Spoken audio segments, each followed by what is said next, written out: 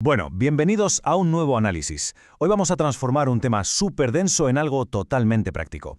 Vamos a hablar de algo que, normalmente suena a catástrofe total, tanto a nivel emocional como financiero, la recuperación o el embargo de un vehículo. Pero, y aquí viene lo interesante, si le quitamos toda esa carga emocional y miramos los datos fríamente, la cosa cambia por completo. Resulta que un embargo no es una mancha permanente que marque de por vida como un fracaso personal. ¿Qué va? Dentro del sistema financiero, esto no es más que un proceso mecánico, puro reporte de crédito, que, ojo al dato, podemos desafiar legalmente. Así que nuestro objetivo hoy es precisamente ese, desmitificar todo este embrollo y entender exactamente cómo funciona el sistema desde las mismísimas entrañas. Y para ello vamos a seguir una hoja de ruta muy clara. Primero, la realidad de las recuperaciones. Segundo, la ley de protección al consumidor. Tercero, la recopilación de pruebas. Cuarto, la disputa en 3 rondas. Y quinto, la presentación de la queja ante la CFPB. Venga, arrancamos con la sección 1, la realidad de las recuperaciones, dejando de lado la emoción. Vale, el primer paso y probablemente el más importante para entender todo este sistema es separar literalmente la emoción de la contabilidad. Es fundamental que veamos un embargo con una lente totalmente objetiva. A ver, las agencias de crédito no tienen sentimientos, ellos solo procesan datos. Cuando recuperan un coche y lo venden en una subasta, casi nunca sacan lo suficiente para cubrir el préstamo entero. Pero ese saldo que queda colgando no es un castigo divino. Simplemente pasa a ser lo que llaman una pérdida contable o charge-off. Es decir, un mero apunte contable, frío e impersonal. Básicamente significa que el prestamista ha asumido la pérdida y ha sacado esa deuda de sus libros activos. Entender esto es clave porque nos quita de encima esa sensación de culpa personal y nos sitúa en el terreno de la pura gestión de registros financieros. Y fijaos en este dato contable porque es verdaderamente sorprendente.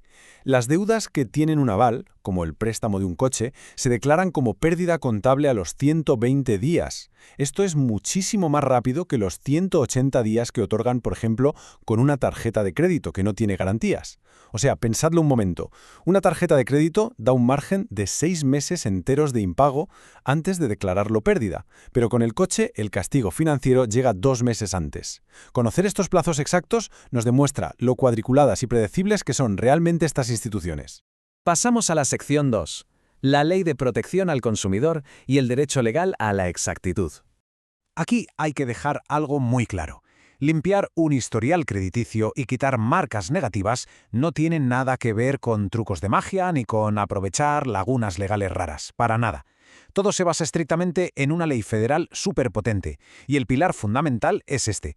Deber dinero es efectivamente una obligación moral o legal, pero eso va por un carril completamente distinto al derecho inquebrantable garantizado por el gobierno de exigir que las agencias de crédito tengan una exactitud impecable. Son dos mundos totalmente separados.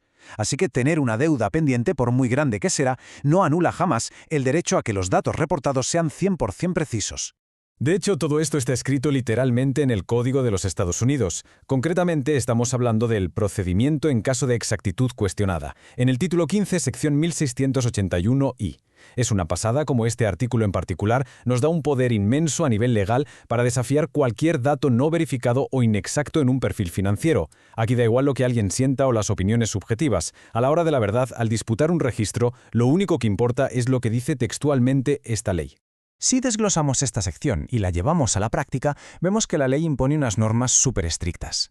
Si señalamos un error fáctico y se confirma, o si resulta que la información simplemente no se puede verificar del todo, estas inmensas agencias de crédito se quedan sin escapatoria. Tienen que borrar el elemento del reporte rapidísimo, o en su defecto modificarlo para que sea totalmente exacto, y además avisar a todas las partes. O sea, la gigantesca responsabilidad de que los datos sean impecables recae totalmente sobre ellos, no sobre los consumidores. Vamos con la sección 3. Recopilación de pruebas para construir el caso. A ver, para empezar a hacer análisis en serio o iniciar una disputa basada en la exactitud, estas aplicaciones gratuitas del móvil que dan un resumen básico, esas no valen para nada. Es un requisito estricto y absoluto tener un informe de crédito completo, con los datos brutos de las 3 grandes agencias, uno al lado del otro, Experian, TransUnion y Equifax. Si queremos encontrar esos errores necesarios para aplicar la ley, dependemos al 100% de comparar la misma cuenta, exactamente al mismo tiempo, en los 3 sistemas corporativos. Y es que, al cruzar los datos de las 3 agencias, vemos cómo las pequeñas discrepancias se convierten en herramientas decisivas. Es súper común encontrar inconsistencias. Por ejemplo, imaginemos que Experian reporta que un préstamo de vehículos se abrió el 6 de marzo, pero resulta que las otras dos agencias dicen que fue el 1 de marzo. O de repente en la categoría de crédito máximo, Equifax marca $14.090 y las otras dos dicen 14.967. Pues bien, aunque parezcan tonterías en la superficie, esos pequeños desajustes son exactamente la prueba que se necesita para exigir que eliminen una cuenta por inexactitud. Así de claro. Ahora bien, las agencias suelen usar un truco muy viejo, decir que no han podido verificar la identidad para retrasarlo todo. Para evitar eso, hay que tener preparado un paquete documental súper sólido desde el primer momento. Hablamos de enviar copias claras del número de seguro social, una identificación oficial y un comprobante de domicilio. Pero, ojo, aquí viene un detalle puramente estratégico.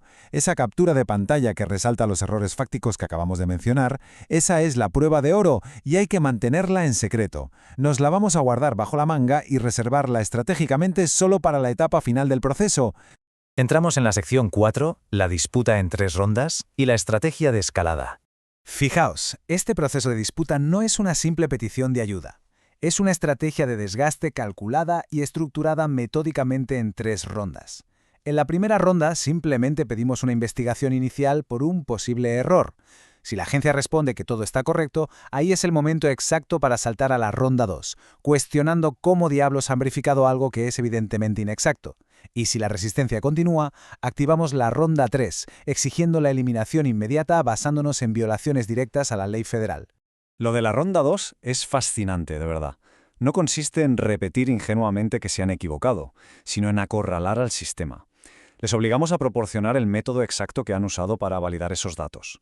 Por normativa, tienen la obligación de explicar su proceso de investigación. Y en la abrumadora mayoría de los casos, este paso deja al descubierto que básicamente aceptaron lo que dijo el prestamista de forma automática, sin hacer esa investigación rigurosa e independiente que exige la ley. Y así llegamos a la culminación de la estrategia, la ronda 3, el momento de dar el golpe final. Llegados a este punto, ya no se piden amablemente investigaciones. Es el momento de sacar nuestra prueba irrefutable, la captura de pantalla con esas fechas o saldos que no cuadran. Al enfrentar a las agencias con pruebas fácticas que son imposibles de ignorar, sumadas a una advertencia legal muy directa, demostramos que su investigación anterior fue defectuosa, y la mayoría de las veces se ven obligadas a eliminar la cuenta por completo. Y por último, la sección 5, presentación de la queja ante la CFPB, involucrando al regulador. Vale, para que todo esto funcione, el campo de batalla óptimo no puede ser el típico portal de quejas genérico de la agencia. Hay que ir e involucrar directamente a la CFPB. Esta oficina actúa esencialmente como el perro guardián, la policía implacable del sistema financiero. Cuando canalizamos la disputa de las 3 rondas a través de los portales de este regulador gubernamental, añadimos un nivel de seriedad, urgencia e impacto legal que las solicitudes normales rara vez logran generar por sí solas. Al interactuar con el sistema de la CFPB, la precisión es absoluta.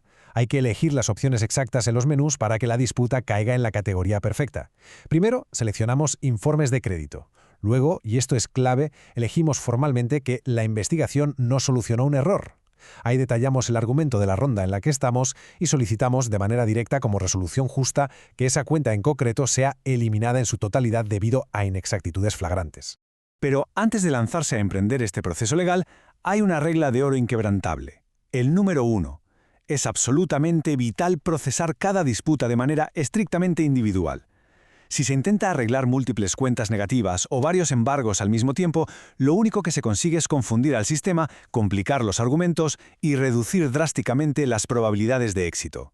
Hay que tener precisión de francotirador, un solo elemento negativo a la vez. Solo así el argumento mantiene todo su peso. Y para terminar, dejemos una reflexión final sobre la mesa. Hoy hemos analizado cómo un proceso extremadamente estructurado, basado en pruebas irrefutables, puede obligar a estas megacorporaciones a borrar registros enormemente dañinos. Entonces, la gran pregunta es, si un evento tan catastrófico como el embargo de un vehículo se puede borrar legalmente simplemente aplicando estos estándares de exactitud, ¿qué otras marcas negativas en un perfil de crédito podrían ser completamente inválidas? Entender cómo funciona este marco normativo transforma lo que parece una situación de total impotencia en una oportunidad metódica para limpiar nuestros registros. Ha sido genial poder desglosar todo este mecanismo hoy, demostrando el enorme poder que nos da la estructura y el conocimiento.